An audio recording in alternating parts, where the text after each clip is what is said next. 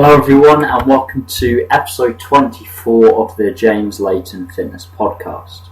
Now in today's episode we're going to be discussing the topic of drop sets, supersets, pre-exhaust, extended sets, force reps and training to failure. All of these various techniques used by a lot of gym users. However, they're often used inappropriately. So this is going to be something we're going to discuss in detail here. We're going to discuss whether they're actually necessary to use, and if you were to use them, how to use them within certain contexts, how to use them in moderation to essentially not impede the bigger picture, more important factors, to focus on not impeding that hierarchy of importance.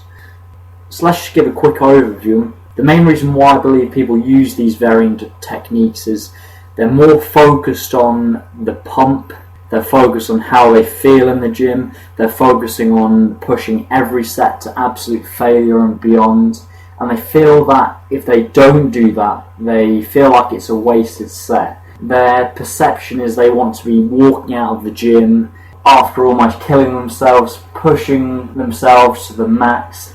However, it's also important to take a step back and actually look at the bigger picture and what we're trying to do here.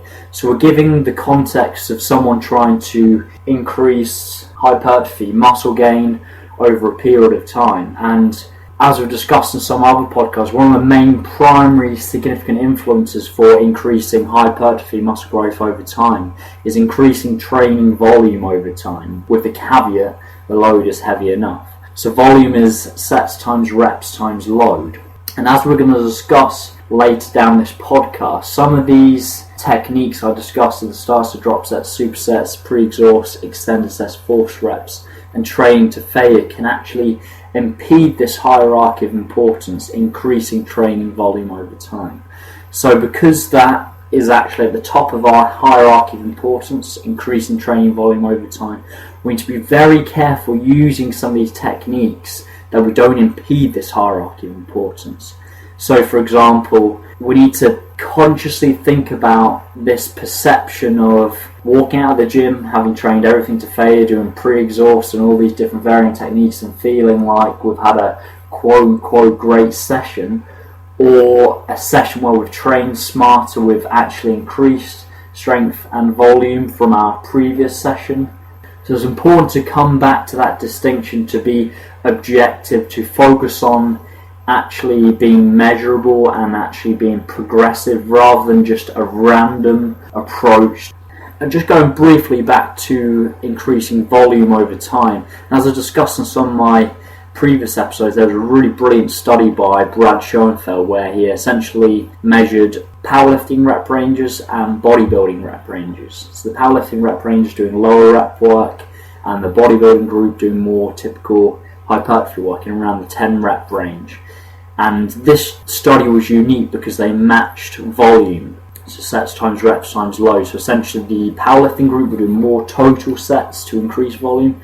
And over a 12-week period, hypertrophy or muscle gain was the same. However, it's also important to note that the individuals doing the powerlifting group were in the gym considerably longer because obviously they had longer rest between sets. They had more joint pain, more mental fatigue. But the point I was making is volume was the determining factor for influencing hypertrophy. So this showed that all of the rep ranges have their place as long as we're focusing on that key principle of increasing volume over time with the load is heavy enough.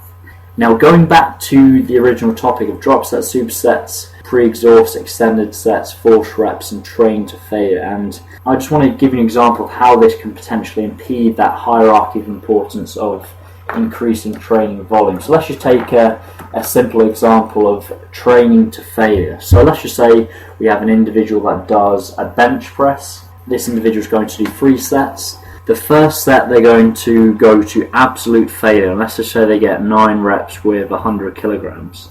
Because they went to failure on that first set, the second set they're not going to get nowhere near as many reps. They may get 6 repetitions of 100 kilograms. Again, they went to failure again on that second set. And on the final set, they're probably going to get, we'll say, 5 repetitions. We'll be generous to this individual. So total repetitions is 20 reps with 100 kilograms. Now let's say the second example, they do not go to absolute failure until the final set. So this time, the first set's going to be about 8 repetitions. Again, they stop 1 rep short of failure. Second set, because they didn't go to failure on that first one, they're probably going to get around 7 reps. And let's just say, for example, in the final set, they go to absolute failure on this final one, and they get 7 repetitions. So now we have 8, 7, 7. So you can see the difference between the two. The total volume is significantly higher for the second example because they didn't go to failure until that last set. However, the first example, only 20 reps total, 9, 6, 5, because they went to failure on every set. So hopefully this gives you a good indication of how training quote-unquote harder, going to failure on every single set, can actually impede our hierarchy of importance, which is increasing training volume over time.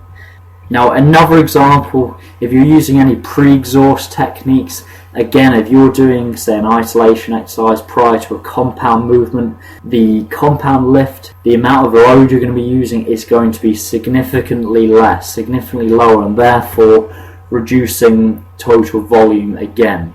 Now, in regards to extended sets and forced reps, I don't have too much of an issue with these, but my biggest issue is these are quite difficult to measure, especially forced reps. I mean, how do you know how much pressure your training partner has given you, say, underneath a bench press? So these could be used, but again, make sure you're using them in moderation. Make sure you're not doing these on every set because it's going to be very difficult to be objective. So, for instance, if you have 1 week your training partner is helping you with every single set on the bench press and then next week he isn't, there's going to be a big discrepancy on progress. You're not going to be nowhere near as strong. So that's my biggest issue with all these techniques, is they can impede that hierarchy of importance.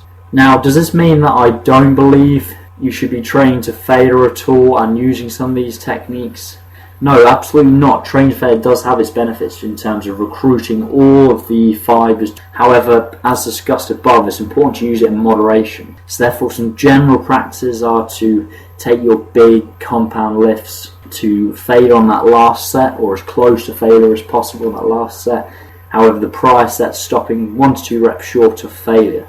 Now, it's also important to note there's a big difference between training, say, a bicep curl to failure compared to a squat. Obviously, the squat is significantly draining on the body compared to the bicep curl.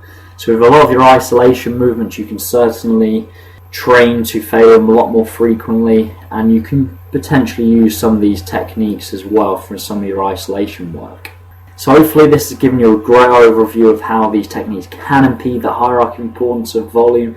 But let's just say, for example, some of you guys listening love using some of these techniques, and I'm going to give you a brief introduction of how you could use it. So with your big compound lifts, so your squat, deadlift, bench press, overhead press and variations of these, I wouldn't use any of those techniques. I'd only go to failure on that final set.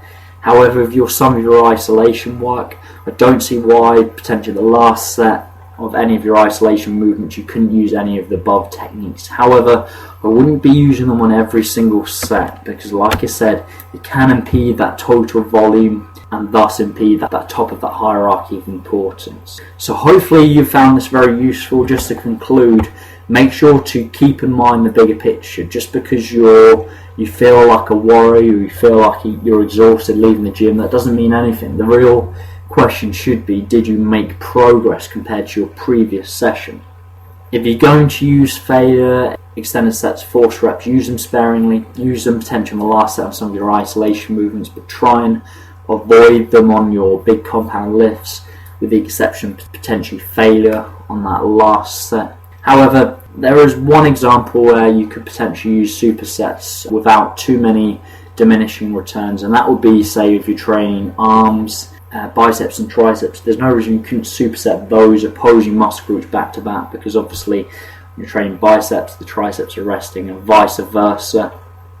You could use these for some of your smaller muscle groups, like say if you're doing calves and abs at the end of the session, you could superset these back to back just to save time really.